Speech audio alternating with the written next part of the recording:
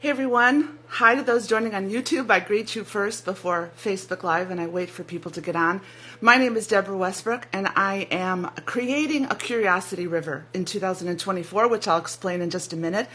I just want to present different topics to you that I love to explore, not to give you answers so much as to just give you the ability to ask questions about your spirituality. I kind of do a little science integration with spirituality. Those are the two backgrounds that I come from, having been a science teacher as well as taking many math and biology classes, and then in addition to having been a charismatic minister for so many years. So I'm going to wait till people get on. I hope you're doing well. I'm on the central coast of California. I always like to tell new YouTube video watchers that we're not experiencing winter like the rest of the country is, but it is cold here. It is always cold in January, but we don't need the boots and everything like that. So I hope you're doing well. I grew up in Chicago, spent a lot of my life in Finland, so I totally understand what that cold weather brings. So I want to greet you. And for those of you joining on the replay, thank you. I really respect and honor that you're here. Hi, Kathleen, Saloma, Rita, how y'all doing? So let me get started with a little bit of intro on what I'm doing. I want to create a curiosity river that opens the door just to explore. I want to explore different topics. Today we're going to focus on light. What does that mean scientifically? What does that mean spiritually? Let's look at what the Essenes, they were ascension light bodies, that they were often denied exposure, so we don't know much about them. But let's talk about that. In the coming days, over the next 3 weeks, let's talk about auras and chakras and what do you emit in an energy frequency? Why are you light? We're going to answer a lot of questions that will help you explore some new avenues in your life, which will expand your curiosity and expand your brilliance and your knowledge that you are in the divine mind for such a time as this. Now, I'm not an expert, but what I do like to do is I like to integrate topics. That's who I am inherently in my essence. I like to integrate science and spirituality because I was in both. Now, I was a charismatic minister and a charismatic pastor for years, and I'm not in that realm anymore. But then I was also a science major, taking a lot of biology and a lot of math, and it was science that led me into a real open expansion of who God is and who God is in me. So I integrate those two topics, and I provide you an opportunity to ask yourself if you're living the dynamic, brilliant life that you are in time to live. So I'm going to post them on YouTube. I'm also going to do some different things on YouTube. I'm going to post shorter videos on YouTube to grab the attention of some people that maybe don't have the time to listen to this long. So I'm also going to be doing these usually Friday, Saturday, or Sunday because those are the best days for me. Those are the days that are more open. I will give everybody the ability to know ahead of time. So let's get going. So I call this Being Light, part 1, because I want to go a little slower and I want to evolve a pace whereby you come to an understanding of why this is such an incredible topic, why it will just light you up. So I'm reading the book It's All Light by Gloria Prema. It's an excellent book, but it is more scientifically geared, and then it incorporates a metaphysical and a spiritual understanding of light that runs contrary to many scientific understandings who always want to bring things down to the basics of facts or math. They want to find this theory that's going to explain everything, and many scientists totally denounce any spirituality. In fact, they see it as somewhat less than who they are, as they profess their excellence in what they do. In addition to that, when I started reading again, because this is the second time I've read the book, it just astounded me so much that suddenly I was led to start looking at the Essenes, who were a mystical group, but about 200, 300 years before the Christian era, who basically, the facts astounded me when I saw how Christianity over hundreds of years has tried to denigrate mysticism, from Josiah to the Babylonian invasion to Constantine to the Roman Empire banishing and destroying. How overall Christianity has tried to force a narrative that has been non-esoteric, non-physical, because religion wants to force a narrative where you are disempowered. That's just the way it is. I rarely saw people empowered within the realms of Christianity. They were taught about Jesus being a light bearer and all the miracles he did, but very few were doing them. So this is the year to explore our divine humanity, to put it all on the line, and to expect to see things and manifest things from the insights that are flowing within us. So that's where I'm getting my thing. It might be your end, Susan, because it's here. I think that, how's everybody see? Is this doing good? I mean, let me check the internet. Yeah, am I doing good? Are you guys hearing me okay? Let me know. I don't have a lot of control over it, so we'll see. So let's start with Genesis, okay? Now, all the people that are just disliking the Bible so much, let's look at it differently. Let's look at it from an allegorical as well as a mystical perspective, and let's see what it has to say from a scientific perspective. So Genesis 1:3 says to us, God said, the divine mind, the creator said, let there be light, and there was light. God said, let there be light, and there was light. Well, what science with a metaphysical bent has discerned is that breath that came out of the divine mind was the word Om. And that's why in many mystical circles, when they meditate on the word Om, because it is believed to be the primal, eternal sound of creation. Now, I have taught about this in times past, but I kind of gave a real quick overview. I want to go into more depth. So this Om that said, let there be light, breathed out sound and attached to light, which some scientists believe create matter. In matter is the combination of resounding sound, of the consistent sounding of the let there be within you. God within you always showing you to go forward, to respond to the sound of the field, to show you how to create a life that manifests from the light that is within you. Jesus did not say, let there be light, just so that we could sit and meditate on it and somehow glory in the fact that, wow, that's cool. No, there is a reason why you are light. You are connected to the light of the divine mind, which is continually joining with sound, light and sound, to produce matter.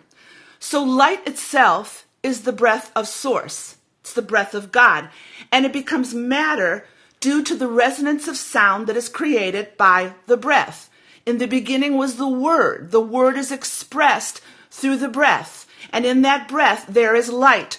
When the resounding sound of the Word hits the subatomic particles of spiraling light waves, guess what happens? You, me, the universe, planets, trees, nature, everything is light spiraling at different levels of consciousness that is flowing from the divine mind.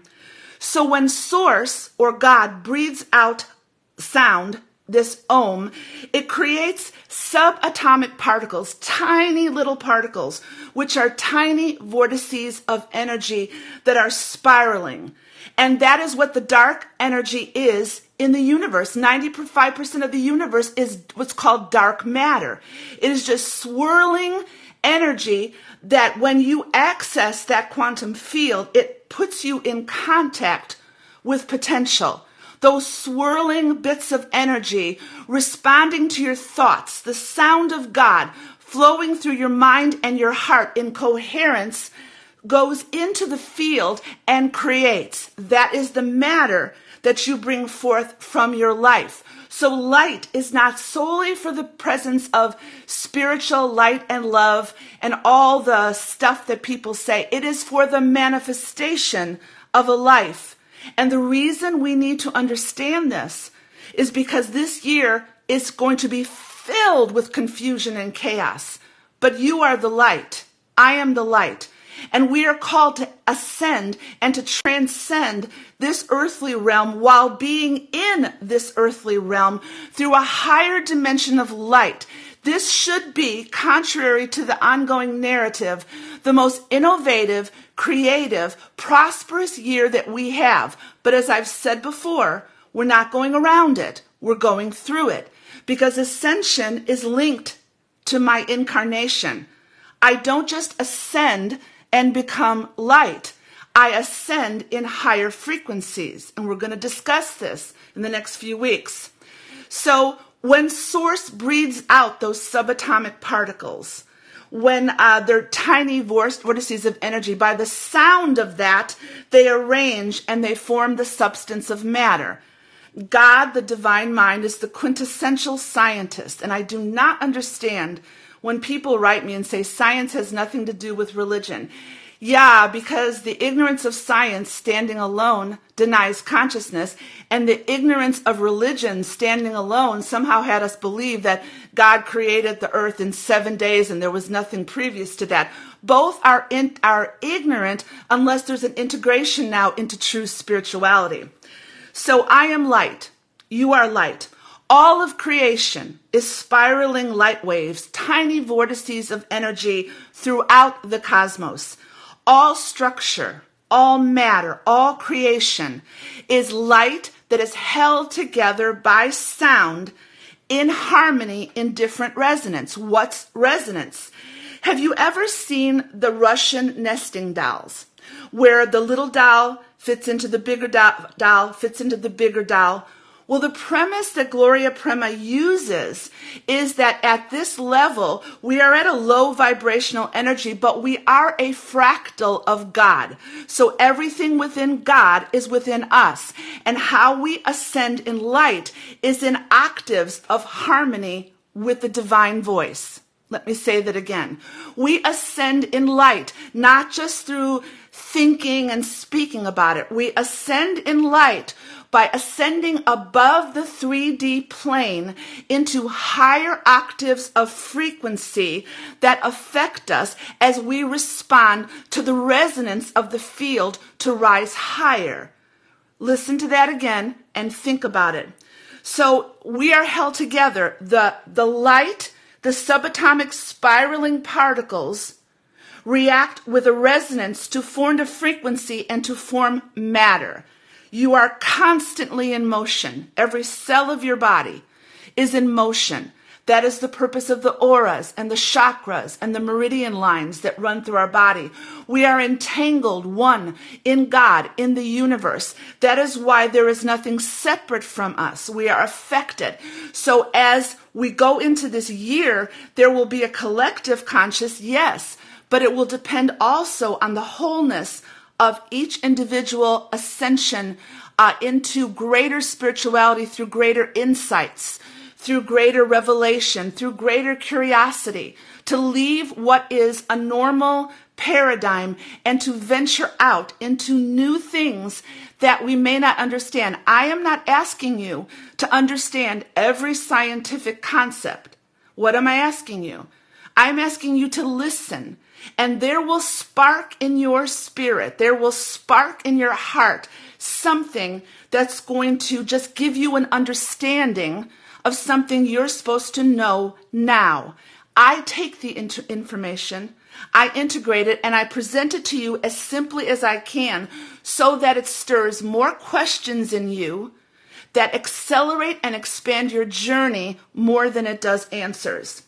So all creation emits a sound that is a unique frequency. And frequency is the number of waves that pass a fixed point in a given amount of time. As I ascend, I am vibrating higher. How do you think all the telepathy and the clairvoyance and the transmutation and the alchemical structure changes of Jesus's body, that was not so mystical that we can't understand it? In fact, when we begin to talk about the Essenes, you will see that the Essenes waited.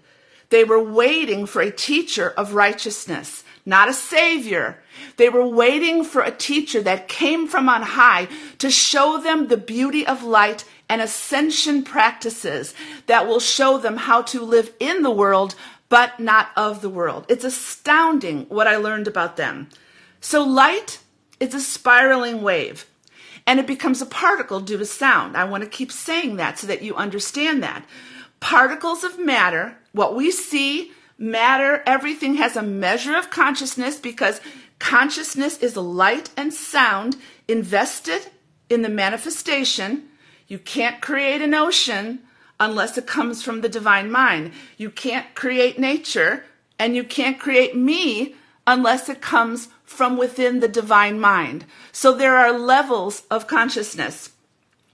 So in this third dimension in which we live, there is a band of frequencies called the electromagnetic spectrum, and light moves at a set rate, 186,000 miles per second, and that's all people thought it could. But when you understand the fractal, I know these are words some of you may have never heard before, but it's like on a piano. If you're going to go several octaves up and you're going to play, it's still going to resonate the whole of the initial octave. You're just going higher, but it's all connected like an arc, like those Russian dolls nesting inside each other. So in this realm, we have been taught to believe that that is the maximum speed of light. And it is in this realm, but not in other realms. And that is where there's a lot of discussion. If you're telepathic, you're going beyond the speed of light and you're accessing the field to tell you about somebody in another nation. If you're clairvoyant or if you can see auras, that reality is coming from the light that you've ascended to in another reality while living in this reality. So to ascend means to move into faster dimensions. You're going to vibrate at frequencies, but they're going to be relative to the harmonic multiples of the speed of light. Let me explain. I love this stuff, guys. What she's saying when it means the harmonic principles of the speed of light, it's those Russian dolls, that you're never outside of light. You're just ascending at different frequencies, increasing the reality of who you are in the divine mind while still so far in this incarnation. You are not meant to live in a linear reality, and that is your own reality. You're meant to live with an ascension reality. That is all the psychic gifts of the spirit, which will have to come into play this year. You're going to have to be intuitive with all the crap that's going on out there and ask yourself, do I do this? Do I do this? Do I wait? Do I go? You are going to have to rely on something you've been believing possibly for so many years. Let's call it energy within. Let's call it the spirit within. But you're going to have to respond intuitively to what you're hearing. That's a big step. Do we trust ourselves? Will we trust ourselves? Will we deny the narrative and believe there's a better way? So now listen carefully to this. Light is fractal and light is harmonic. It doesn't just come down in a piece here, a piece there. God, the divine mind, is not fragmented. God is one. God is whole. So anything that comes from source, from the divine mind, is fractal, containing the whole. But not only containing the whole, is harmonic with the essence of the sound of the divine mind. And that produces matter. See, if you just receive things in your mind as a thought, if you just see the light and you see something, it takes the resonance of the magic and the mystery of responding to what your heart is saying in coherence, to the voice and the essence of the divine mind to step out and manifest. Can I do that? Will I do that? Am I capable? And that involves the shadow work of what's still keeping you in trauma or in the dark, in a low vibrational frequency of fear, anxiety, depression. Once you get healed, suddenly things become clearer. So this is all about me this year. It's all about you this year. And it's all about coming together in a collective consciousness of rising. So light is fractal. Everything that's in me is in God.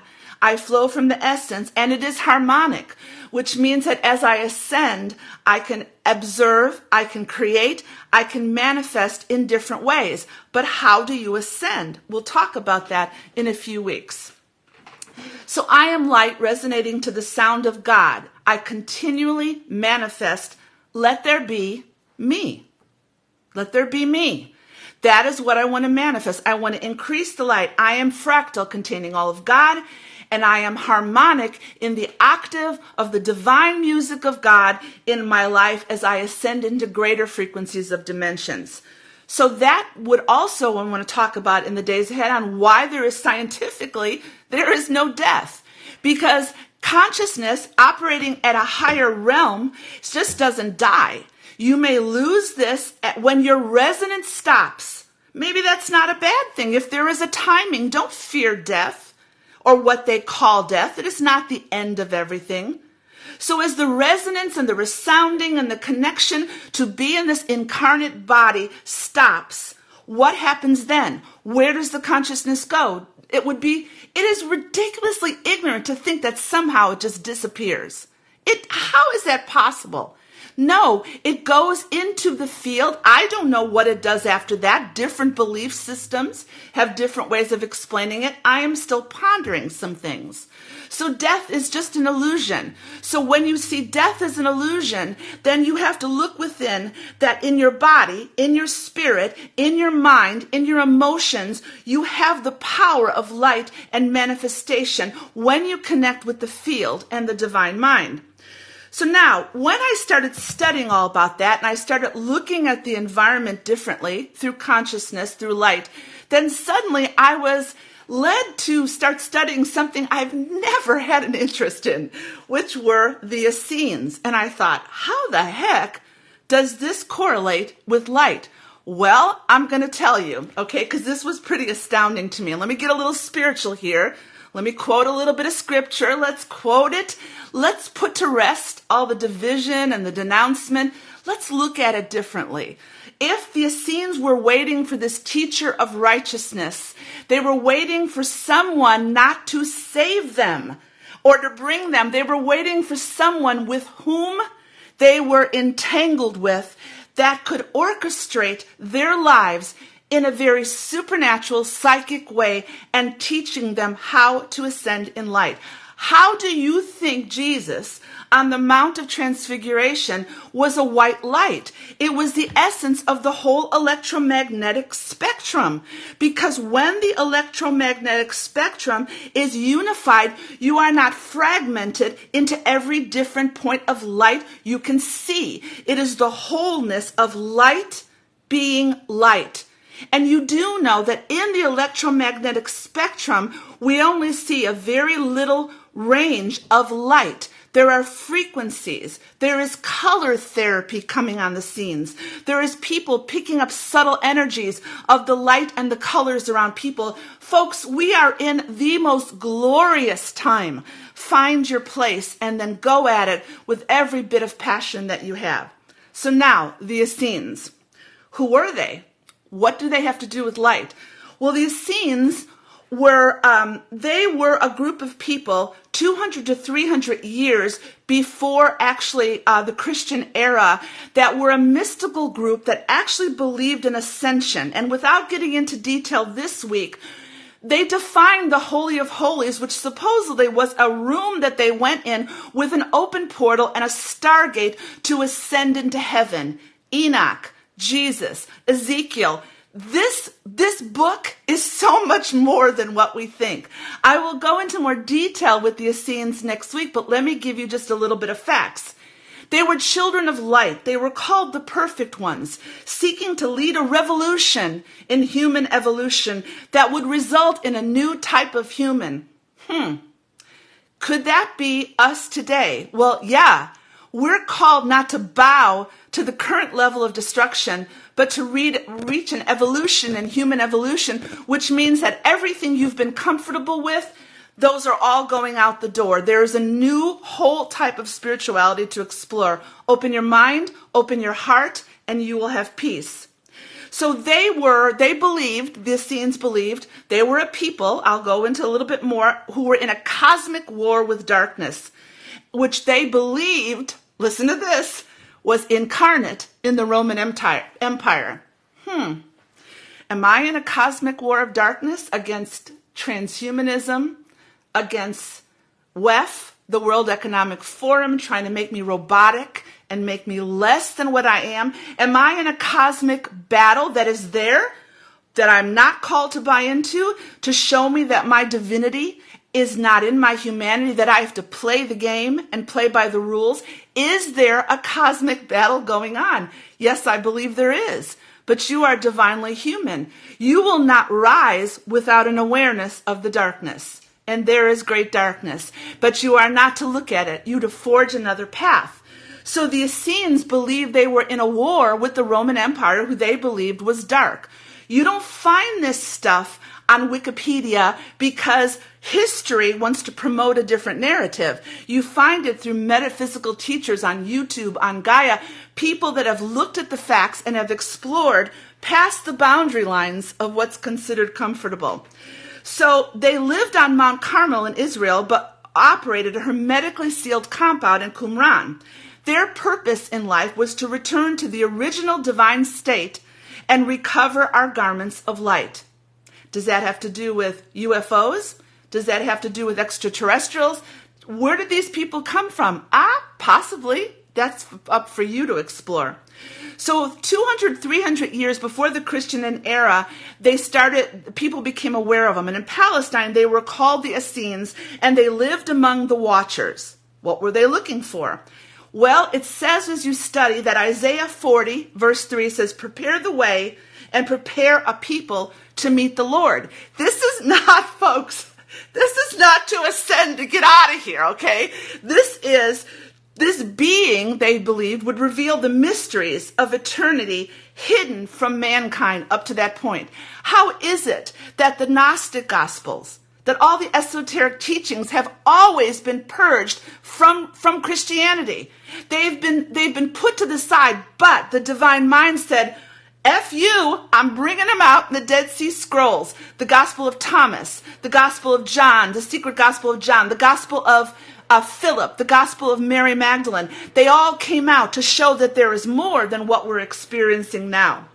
So they were master weavers of the divine various ascension practices. They ascended. There are records that show that they ascended while in their body into various brilliant levels of light and said that they approached what was called the throne of God. Now, for those of you who are off-put by the Bible, then look at it from a different way. Was it extraterrestrials? Was it that they ascended up into a stargate, into some other realm of frequency? There's a possibility, folks. We got to be open to whatever. All we know is that as we ascend, we are ascending in light and in love. That is the energy of power. So they practiced alchemical properties that feature humans opening holes in space and ascending into heaven. And the Essene believed they were living with an advanced race of angels called the Watchers that were showing them these practices.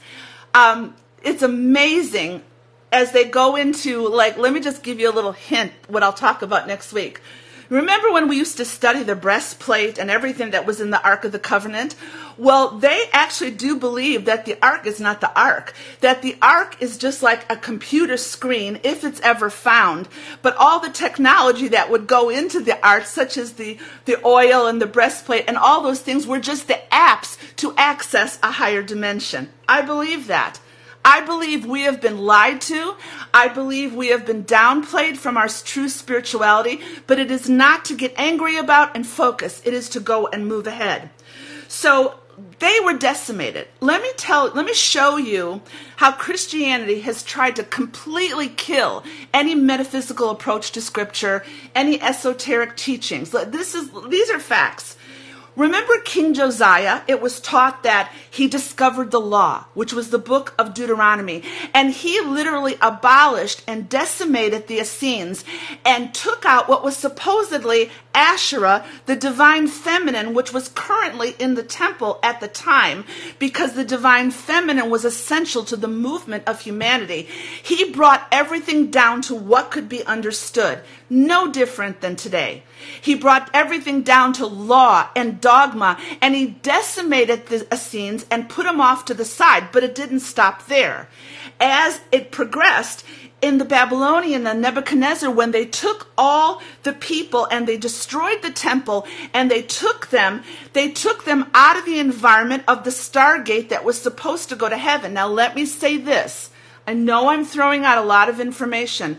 This Stargate, this temple, it was never to be a temple for one group of people. It was to be a temple for all races and all nations.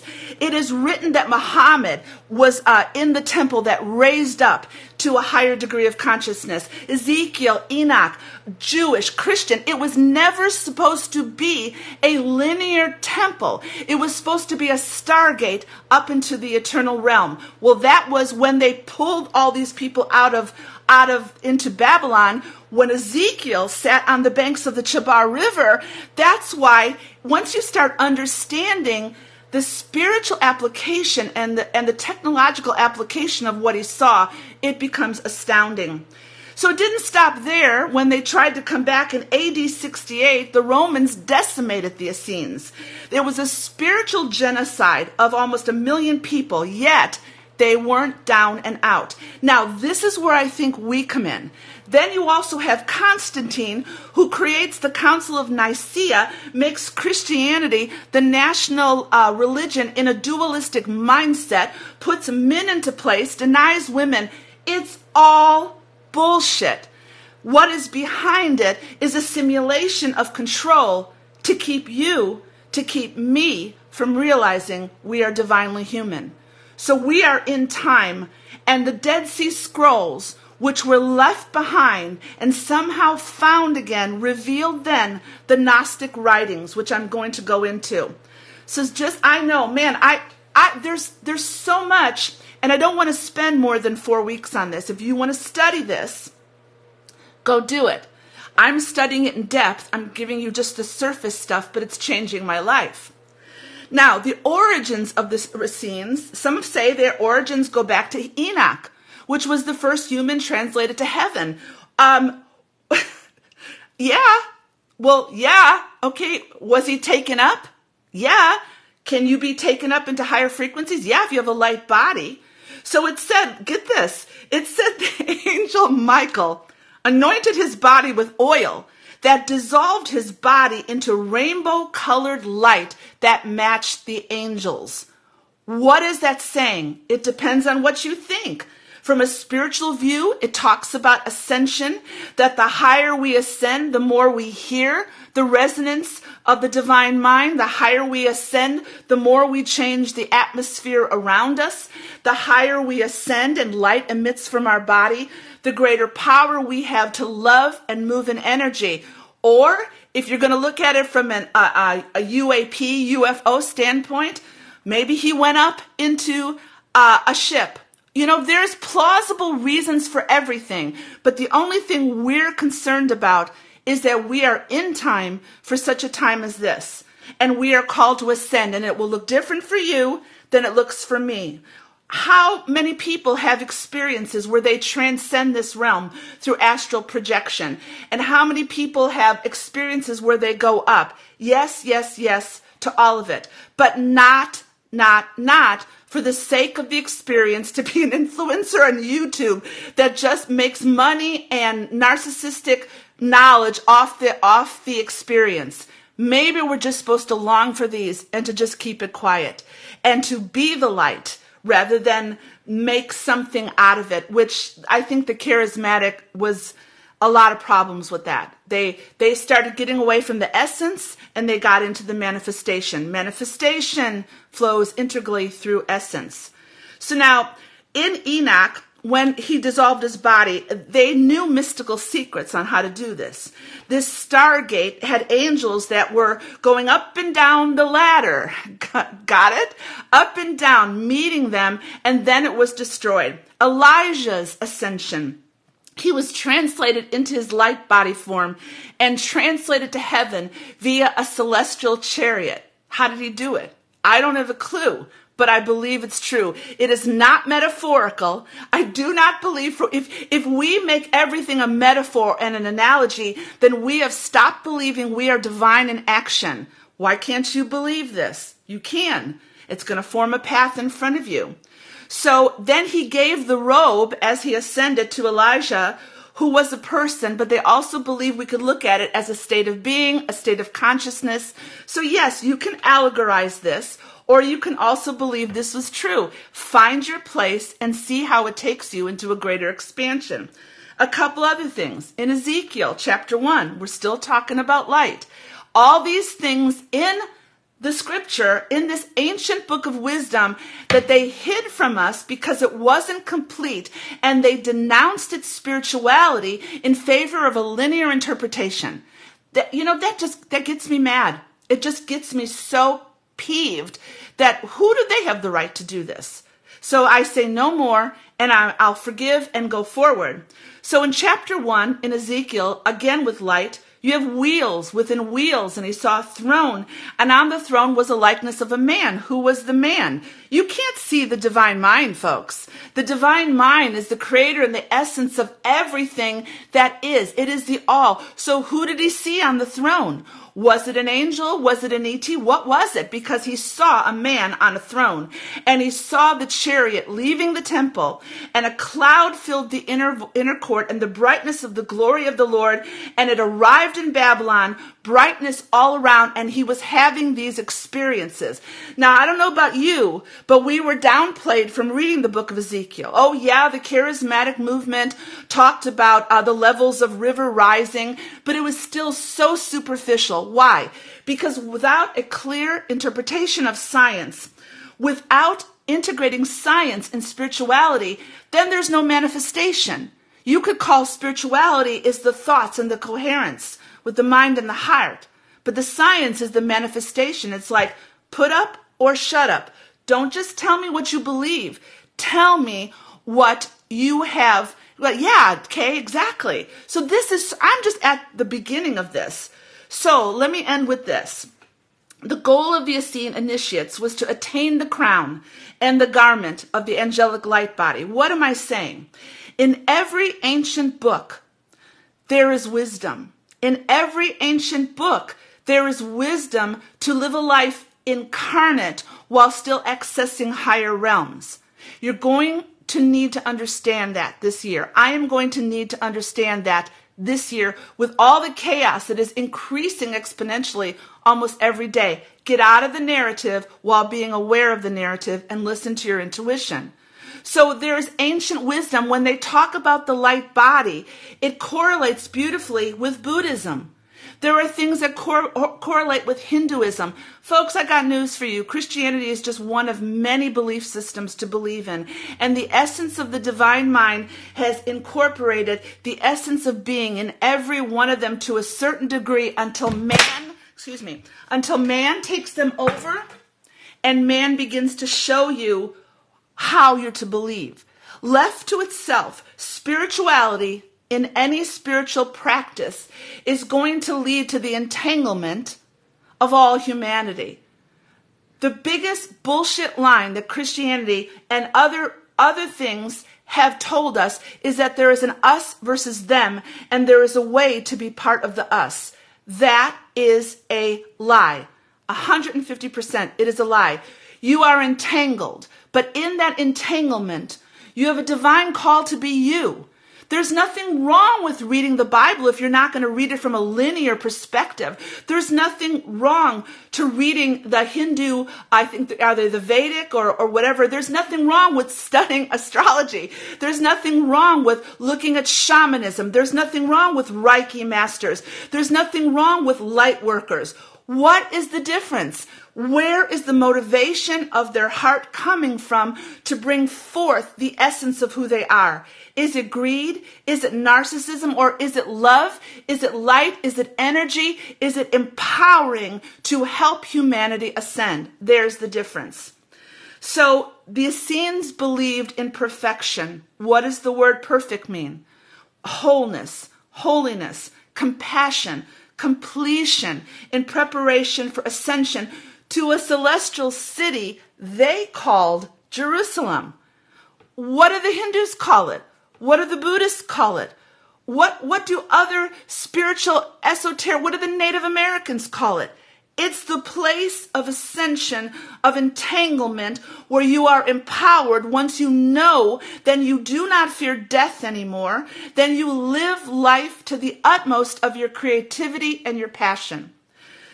So the symbols we'll talk about next week. I think I'm going to stop here because I've given you a lot, and I have just scratched the surface. Let me give you some tips that we're going to talk about. This light, this integration, even with the Essenes, with various religious and spiritual beliefs that look spiritually beyond higher degrees of light. If science is denouncing the fact that you can access higher realms of consciousness, if AI and transhumanism is telling you that your consciousness is only linked to the brain, that there's no spirituality in it, there's no essence of the divine mind, well, then they're as wrong as sitting in a pew your whole life and just taking in all these words, but never moving in the essence of who you are. The essence of who you are flows through the integration of science and spirituality. That is what the divine mind shows us because we've been going off balance. It is to produce a world of a new earth. I always wondered years ago, that was just terminology. I didn't really understand it, but I'm understanding it now by intuition that is within me. I cannot give you that intuition. You're going to have to find it yourself. But I see a timeline that started, that is moving so far away from the timeline that is currently perpetuated throughout the earth of war and disease and famine and greed. It is a timeline where people are going to have a choice. Do you want to live with things implanted in you in robotic ways? Do you want to stay hooked to your phone and hooked to everything, trying every new thing just so that they can bring you into a robotic reality and never let you explore your divinity? Or are you going to take this new path? I see it. I see it in my intuition. I see it in my spirit that there will be many who won't go. You cannot convince them. Your job is not to get others to get on the timeline. Your job is to take a step in a door that presents itself to open, and you walk through that door through your intuition, and you just keep on walking. It is the journey. It's not about arriving. Why is that? You're already there. It is the journey of discovery. Some days you will get it, some days you won't. Remember, people, we are in our humanity. We do not deny our humanity and ignore everything, but neither do we become so spiritual, but neither do we. It is this beautiful path that's walking and creating this new earth.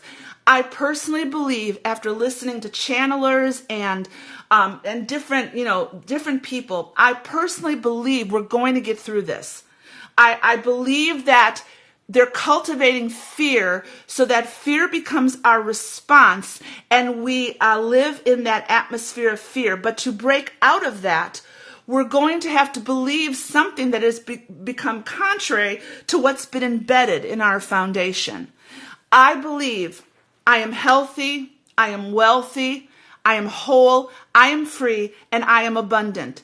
I say that every morning. I say that every afternoon. I say that every night. I see the reality of what those words mean. I am wealthy in the fact that every dream I have comes with the resources in the dream.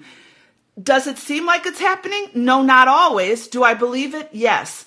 I am healthy in the fact that I don't have to buy the shit that Big Pharma's tossing out at me. That yes, I respect doctors, but first I respect what my body is telling me. That's so revolutionary and radical that people would call you crazy. I am whole, meaning there is no fragmentation in me except what I have been led to believe in the subconscious realm, the trauma that limits me, that causes me to loop into the past all the time. I will see it, I will deal with it, I will get healed. I am whole, not becoming whole. I am free. Freedom does not give me the license to hurt, destroy. Freedom just means that I have found the authenticity of my being, which I have. This is why I'm doing what I'm doing. I love this. I'm not concerned about algorithms or trying to make a name on YouTube. I believe that the divine mind will draw people to me, and we can possibly form a group in the future where we can discuss these things and grow together. So I'm just following this journey in freedom, one step at a time. And listen to this, a few more things. Every year I get a word, and maybe you should consider that. What is your word for 2024? My word for 2023 proved to be very true. It was understand, and I understood nothing. And suddenly Vallarta came, and I understood. Well, I didn't ask for this word, but in fact, I rejected it. But I kept hearing the divine mind, God, say to me, your word, Deborah, for 2024 is exceptional.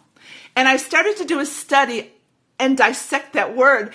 And I felt like God within me said, you will reject things and you will receive things.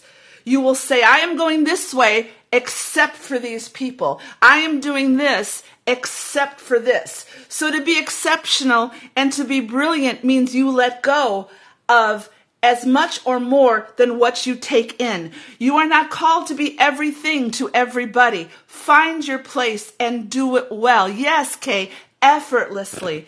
I want to do podcasts with people. I want them to challenge me like I challenge you. I'm not claiming to be an expert. Now, I want to talk on abundance, and let me just take a few minutes to talk about that, because this has been so true within me. I'll explain it more in detail, but abundance meant that when I hook into the divine mind, when I am in heart coherence, in my authenticity, that I'm flowing in a realm where everything has already been provided for me, and I didn't believe that. I was putting up obstacles and saying, how can I do this? How can I do this? And the more that I cultivated that energy around me, the less I saw what I was supposed to do, because I always put a barrier on what can be achieved and what can't be achieved, until suddenly I just said, I'm done.